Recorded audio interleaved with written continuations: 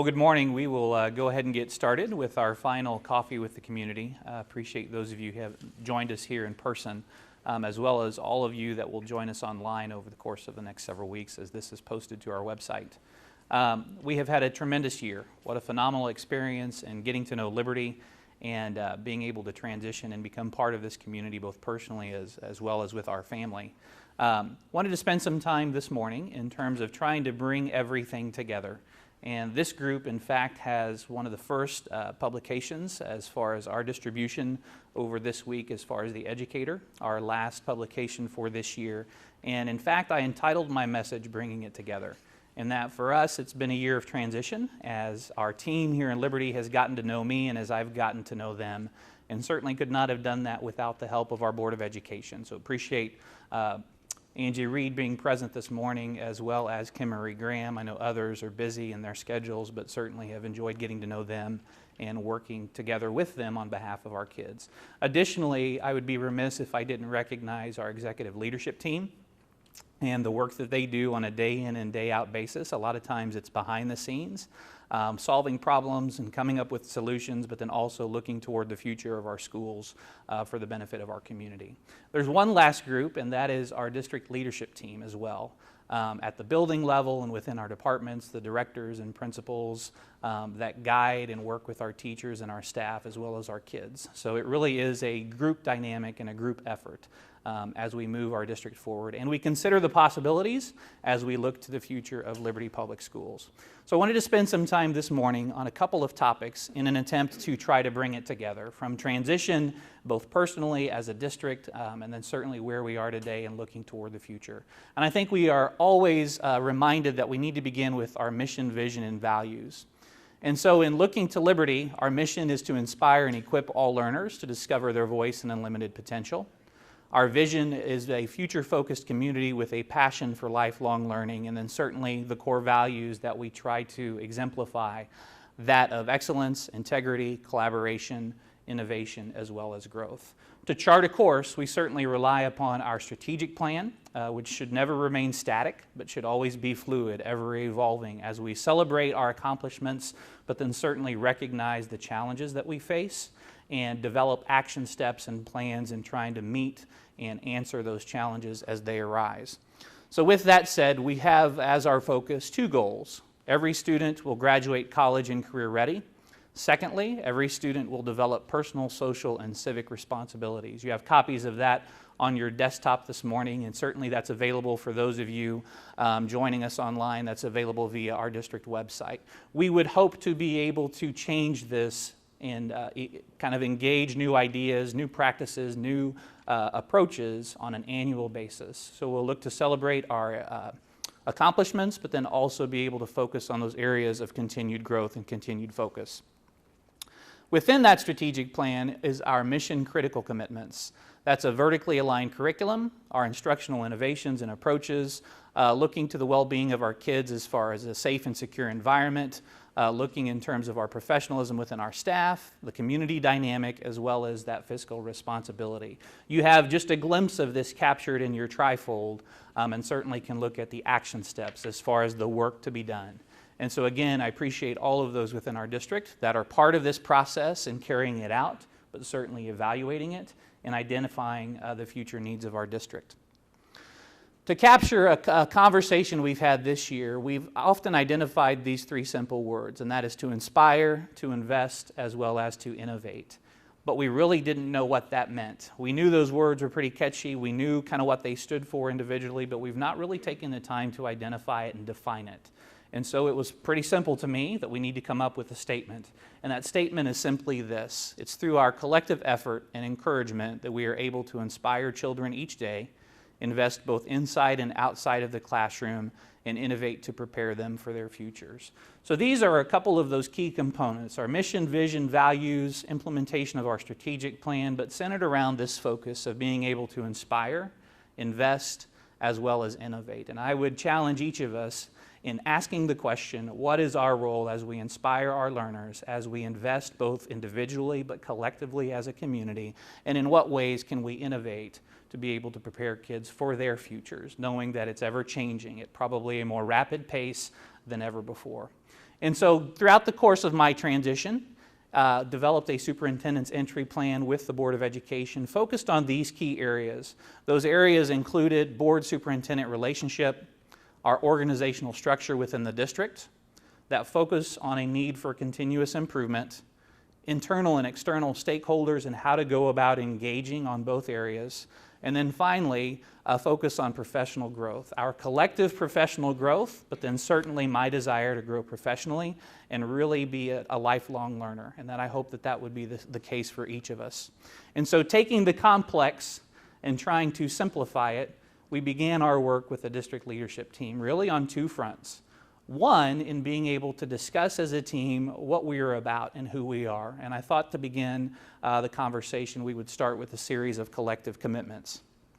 And so each month as we've met over the course of this year, we've developed a kind of a simple approach, and it's a couple of terms that we've come up with. The first one was I commit to self-care, looking at that particular topic in the month of September early on, looking at authenticity and then service, being able to listen, the need for vulnerability as we look to approach new ideas and new attempts, new concepts, building each other up, leading, but then also an ability to be led, taking a look at developing a culture of inquiry, and then finally, where we landed earlier this week on our final topic for the year and our final collective commitment was being able to discuss innovation and what that means and how we define it as a district leadership team, but then how do we communicate these commitments and these attributes throughout our district. From our bus routes all the way to our classrooms and everything in between, what are we about in identifying our culture? Knowing that we have a lot of great things that we can draw from over the years, but then also being able to add to that as we continue that future focus and that momentum as we evolve as a district. So again, trying to simplify things, you may have seen this early on in September. And this was a concept that I came across many, many years ago as a geography teacher and talking to students about place. And that here you are at the center, you're surrounded by your family, your neighborhood, your town, your state, the nation, the world. Kid would raise his hand and say, well, what about the universe? Plug that in there as well. And so as we evolved over these last several months, we went from this simple diagram to then being able to identify within each concentric circle what we meant by the learner, what we meant by the educational system, but then certainly what is the role in the community as we talk about Liberty Public Schools. And so at the focus in the center, that of our learner, we had done a pretty good job of identifying what we want of our learners upon completion of high school, but then we wanted to make certain that we didn't miss their current reality. What is the current reality of our kids, whether they're in early childhood or whether they're seniors getting ready to graduate? And a lot of that centers not only on their academic abilities or giftings, but it also centers on perhaps their basic needs, whether it's mental health issues, whether it's their family composition, whether it's their ethnicity and their background. All of those factors of making certain that we are fully aware of the kids represented within our classrooms, within our community, within our neighborhoods. And so as a district leadership team, we threw this simple phrase on the board of learners and then began to fill out what we felt were the key components within each of these concentric circles. And you can see by the topics identified, we have a lot of issues that we probably need to make sure we understand in order to be able to equip teachers with the skills that they need to meet the varying needs of our learners. Again, whether they are our most challenged or whether they are our most gifted, whether they're black, whether they're white, whether they're male, whether they're female, whatever the case may be, making certain that we are taking learners as they come to us in August and then growing them as they leave us later in the year, this time of year here in May. The next concentric circle we focused upon was that of our educational system. And you can see by the variety of items that we have, it's kind of difficult to winnow it down to those things that we feel are probably the most critical.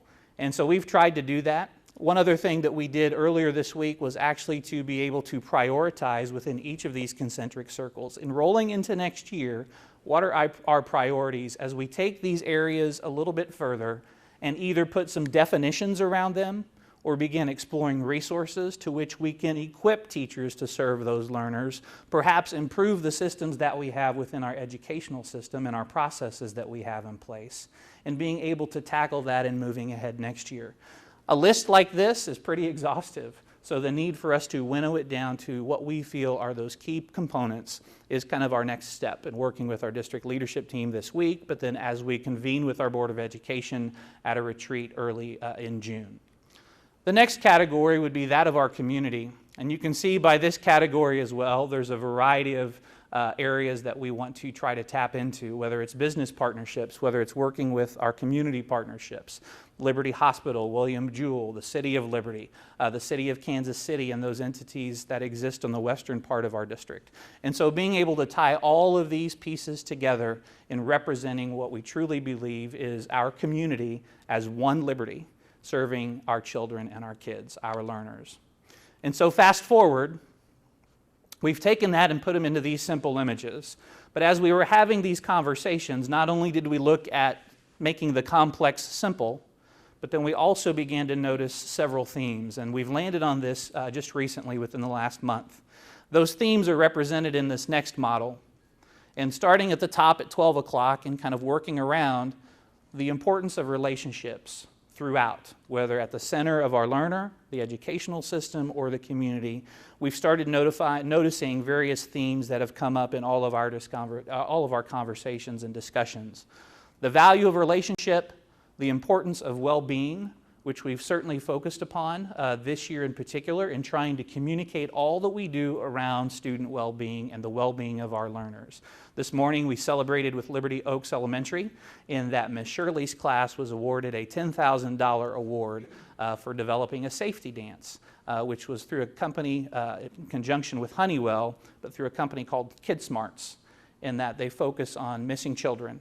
And so they submitted their video, and they actually put a dance together, and they celebrated this morning and that they received that award. But the value of those types of lessons, those types of resources, but how can we not only include preventative resources for our kids in terms of the issues of suicide, suicide prevention, bullying, making smart choices, substance abuse, all of those pieces. So doing two things, not only providing the preventive resources, but then also the support as children are struggling and their families are seeking that added support. Looking to the partnerships within our community, both within the business realm, but then also within non-for-profit, civic organizations, for the sake of benefiting kids through authentic, real-life learning experiences. We're focused on that, and I appreciate Ms. Jones and all the work that she does in partnering businesses and others within our community for the sake of the learning of our kids in our classrooms. Another key ingredient is that of communication and engagement. Opportunities like this to communicate out as far as the work of our district, but then also being able to solicit feedback and communication from within our stakeholder groups, both internally and externally. There are a lot of great ideas that people have, a lot of resources, so being able to communicate back and forth via two-way communication, again, is a critical piece in moving our district forward. We're very fortunate that over the last several years, stewardship has been a top priority for our district as we work to deliver the services of our school, but then certainly instruct kids, but then in a transparent manner. And so we want to continue to maintain that and remain committed to that for our taxpayers and for our community members. We've mentioned a little bit of the need for continuous improvement and what that looks like as far as systems, as far as processes, always looking toward the future and always reimagining the possibilities of what we can do. That leads into this last concept of innovation, and that was our topic this week in working to try to define it, because everyone has a preconceived idea of what innovation is. And so within the context of a school system, how do we define innovation as compared to private entities or within a business organization or a business entity?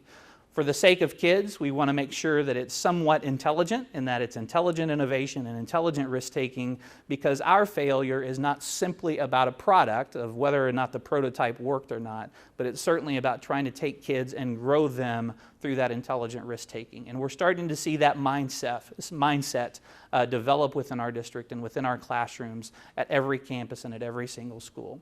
So these are the themes that we've landed upon in terms of taking those concentric circles, defining each and identifying those priorities within each, but then also looking at those themes that exist from our learner to our educational system, but then certainly to the community.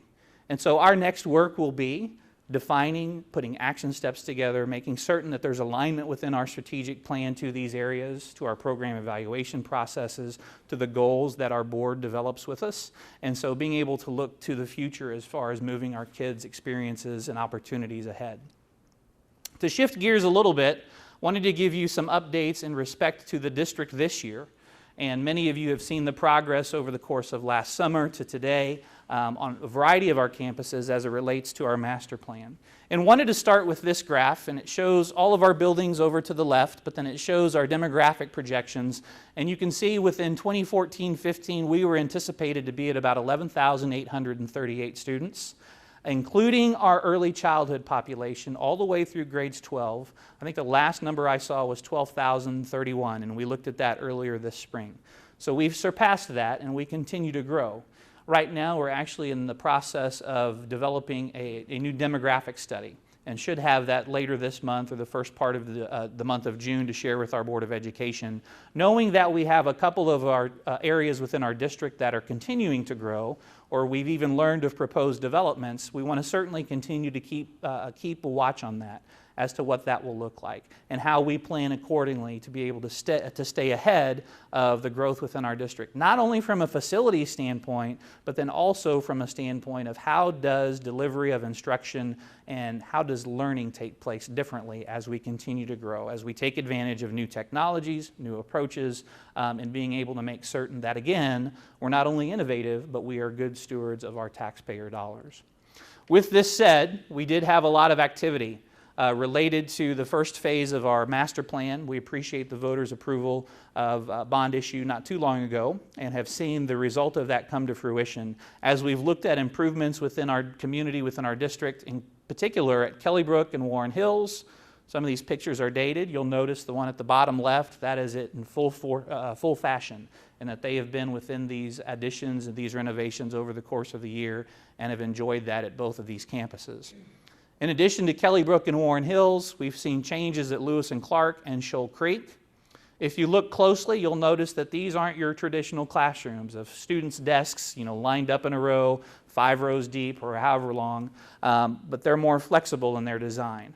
That's intentional in that it provides for innovative instruction, innovative opportunities to learn, capture the technology integration that we've had going on over the last couple of years. You have opportunity for individual learning, for collective group learning to take place as it spills out of the classroom into some of these flexible spaces. Not only within the building, but in some instances, garage doors that separate a classroom wall to the outside in terms of teachers being able to utilize that to their advantage as well.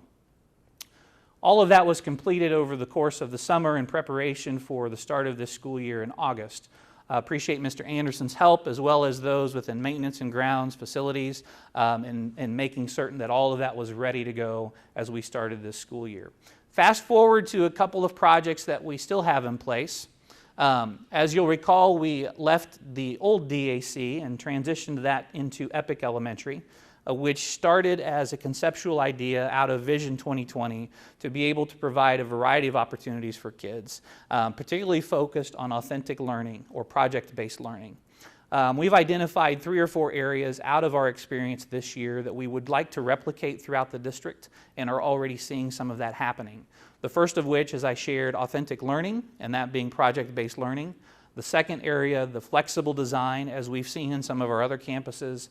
In addition to that, the use of data in the process of personalizing learning and instruction for each of our kids. And then the fourth piece, which we already had in a couple of our other buildings, and that's that team teaching approach, particularly at Epic, where you've got 2 teachers assigned to 50 kids. So we've seen the success out of Epic, we've heard the stories. We've taken it a step further in that we've been intentional about providing opportunities to come and see and experience. And so each of our campuses have done that as principals have brought their teacher teams over to see and imagine the possibilities within some of their traditional settings and have come away with some aha moments and certainly some takeaways that they've already begun to implement. Another example on the curriculum and instruction side, if you'll recall the Lewis and Clark renovation that we had, Lewis and Clark also did a pilot project this year with Project Lead the Way, particularly called the Launch Program. And they've done several modules over the course of this year, have had a lot of success with that. It's really focused on STEM as well as just that engagement piece of engaging learners and kind of the hands-on work that they do through these modules. We're going to take that a step further next year as we implement that across the district with our elementary schools. What they experienced at Lewis and Clark, several of the teachers began thinking about how they can apply that authentic project-based learning approach to other content areas. And so as we spread PLTW throughout the elementary level with the launch program, we anticipate that they too will have similar experiences as to learning the modules, teaching the modules, and instructing, but then at the same time thinking about the possibilities in all content areas and how can we replicate that authentic, relevant learning experience within all that we do. Ongoing this year at Liberty High School and Liberty North, as you see the renovations continuing, you're actually going to view a video that is hot off the press. As of last night, I think I was the 5th person to view it. But we went ahead and added it this morning. Appreciate Emily Klink and JP and staff for helping put this together. But it gives you a quick update on the progress that we're seeing both at Liberty High School and Liberty North. As you may have noticed throughout the 2014-2015 school year, construction projects have continued at the district's 2 high school sites. At Liberty High School, work has moved along nicely on the school's new competitive gymnasium. This facility will have a capacity of just over 1,500 and will not only host larger school activities beginning in the fall, but will also provide much needed space for the school's physical education classes along with flexible space. In addition to the gymnasium, other building renovations have taken place to provide students with the positive learning experiences and collaborative spaces. All projects at Liberty High School are expected to be fully completed when students return to school in August. Up the road at Liberty North High School, everyone is excited for new classroom space to be introduced in time for the start of the 2015-2016 school year. Included in the new addition are 18 classrooms, 4 science labs, 3 small group rooms, 2 teacher meeting rooms, along with several open flex spaces that will allow for collaboration opportunities and a set of learning stairs. This added space will allow students to be educated within the main walls of the building rather than the modular classrooms used in recent years. Earlier this spring, work was completed on the school's track with students being able to use the space for the spring sports season. The completion of these projects officially wraps up construction following the passage of a district levy issued in November of 2013. LPS continues to see between 300 and 350 additional students to the district each year and is one of the fastest growing districts in the state of Missouri. Thanks in large part to a supportive community, the district provides students with the necessary facilities to be successful in a safe learning environment. This has been Emily Klink reporting. So that is as up to date as we can possibly get for you. But do appreciate all of our staff and our construction folks for the work that they've done. A day like today, 3 or 4 months ago would have been kind of a halting day as far as construction, but now that the facilities are beginning to be closed in, the work can continue. And so as far as timeline, we hope that by the early part of this summer, I believe, Liberty North renovations will be completed. And then certainly by the start of the school year in August, we should see the completion of the Liberty High School addition, the gymnasium as well as classroom spaces. So a lot going on within our district on the facilities front, but then taking a look at our demographic study as we shared and being able to chart a course for the next tackle that we have to take as far as looking at facilities and ways of delivering instruction in a growing school district. On another front, want to talk with you briefly just about a concept, and that is replicated in each of our schools and our classrooms, and that's called data teams. And in essence, it's a reference to data-informed decision-making. At the classroom level, it plays out like this, in that teachers are constantly assessing children's performance, how they're doing academically, whether it's a quiz, whether it's a glance over a shoulder in terms of monitoring student work, or whether it's a formative assessment, and utilizing those data points to be able to tweak their instruction, inform their instruction for the sake of meeting each individual child's needs. Take that concept and then replicate it in what we do at the district level whether it's the district administration team or whether it is the Board of Education, in utilizing data to inform our decisions. Oftentimes we reference these districts that are listed in the middle as our peer districts, and they range from Kearney and Platte County on the smaller side all the way to some of our friends on the eastern side of the state to Fort Zumwalt, Francis Howe, Rockwood, Lindbergh, some of those districts. But we look at our peer districts for a variety of reasons, to gauge how we're doing academically in our performance of our children, but then also to be able to gauge just in a variety of things, whether it's the finance piece, whether it's staffing ratios, whether it's in comparing salaries, whether it's whatever the case may be, utilizing these peer districts, because we are in good company as we look at these districts, their performance, but then certainly their size as well. So to dive into that just briefly, we can look at our trend data based upon our averages as well as that of our peers. And this first slide shows a little bit in terms of district information.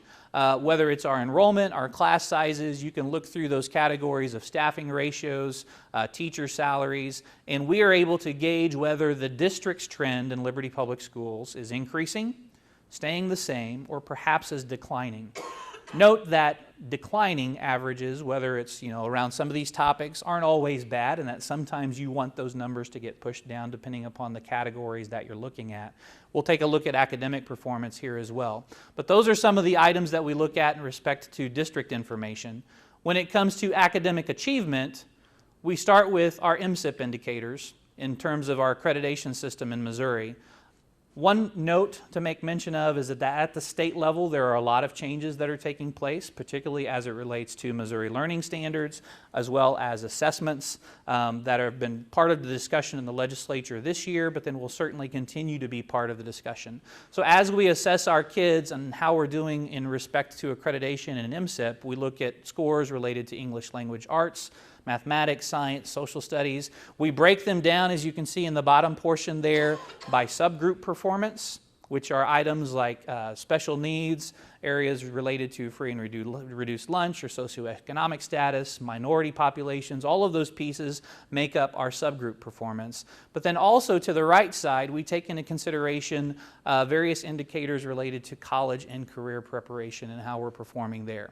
Attendance rate, graduation rate, spits out a final total in respect to our MSIP performance. And you can see over the course of the last couple of years, we've stayed pretty consistent in that we've had an MSIP point total or average of about 92.9 as compared to our peer average of about 95.6. So we're in good company, as mentioned, with our own average only changing a little bit.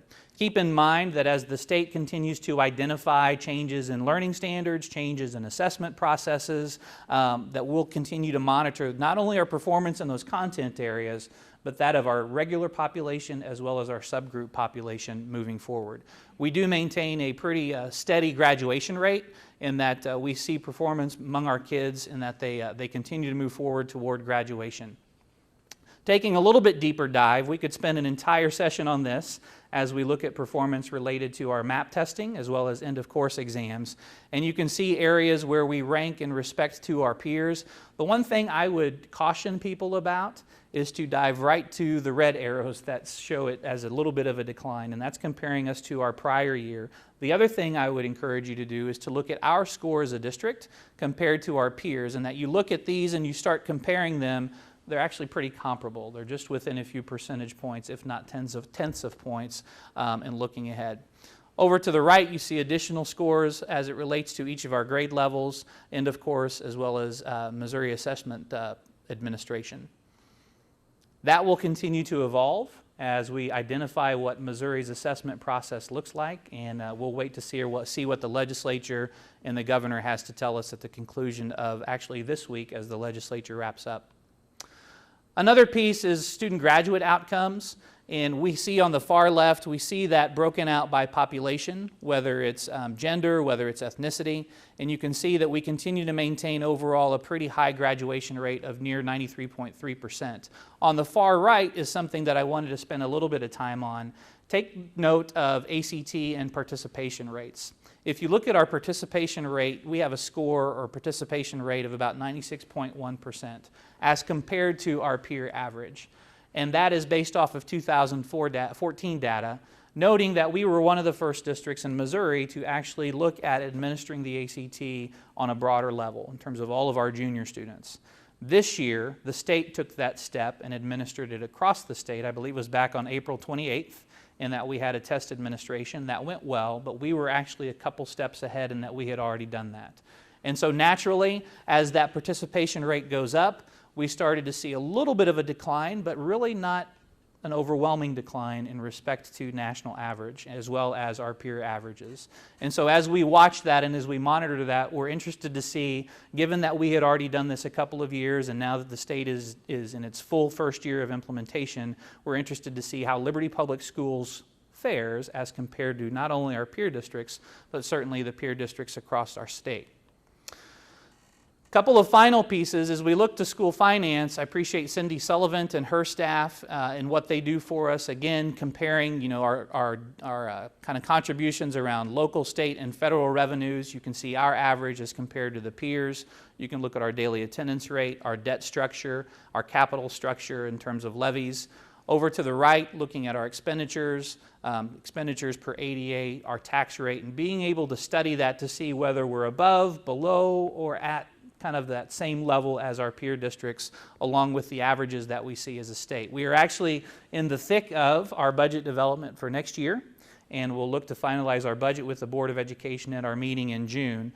Again, appreciate the business services staff for their assistance in that. We not only look ahead for the coming fiscal year, but we also look and project forward. And I pulled a couple of examples, 2 columns here, in how we project forward. This was the prior 2 preceding years, but then also this year in looking ahead to what the impact would be as you adjust certain parameters, predictions, both on your revenue side and your expenditure side. You can really forecast out 5 years, 7 years, 10 years from now as to what that looks like, and adjust those parameters as you see those coming at you depending upon what's going on at your local, your state, or your federal level. So we continue to project out. If we were to show you the entire forecast document, it would be a lot of numbers to swallow, but then it could also share with you 3, 5, 7 years out and what we see the future of Liberty Public Schools looking like, with the hope of maintaining, as our board has given us guidance, a fund balance of about 18% in moving forward, and that we want to be good stewards of the resources that were provided by our community.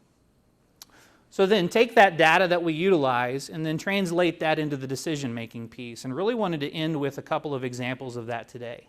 As we talk about technology integration in our classrooms, we've often been asked the question, what type of an impact is that playing on student performance and academic achievement? Many of us perhaps had participated in a survey that was administered both in the fall, but then again here in the spring just recently, and that is a Bright Bites survey. And that provides tremendous information for us as a district to inform our decisions, but then also all the way down to the building level. And we utilize the example of a marathon, and that as you try something new, everyone kind of has an equal footing at the starting line, but then as they progress, we start seeing people begin to spread out a little bit. And we can certainly reflect on each of our sites, each of our campuses, to those buildings that are well ahead in terms of technology integration and what that looks like, but then also support those districts that perhaps are a few paces behind. And so we're implementing that data, taking that data and implementing it into our decision-making process and formulating approaches as we move forward. Again, that's Bright Bites survey. We'll continue to look at that in years to come. In addition, something timely that's coming up here is informing our offerings during summer school. Appreciate Christopher Hand and his work and the staff and academic services in putting that together. I know many have already signed up for summer school this June. We also are looking to teachers returning not too far from now in the latter parts of July as we look to provide professional development around a variety of topics. You can get online and see the work that's being put together, the presentations that are planned by a lot of our teachers who are experts in their fields, who will be sharing their experience with Project Lead the Way or with technology integration or standards-based grading, and being able to bring those topics for the benefit of our staff on July 28th and 29th.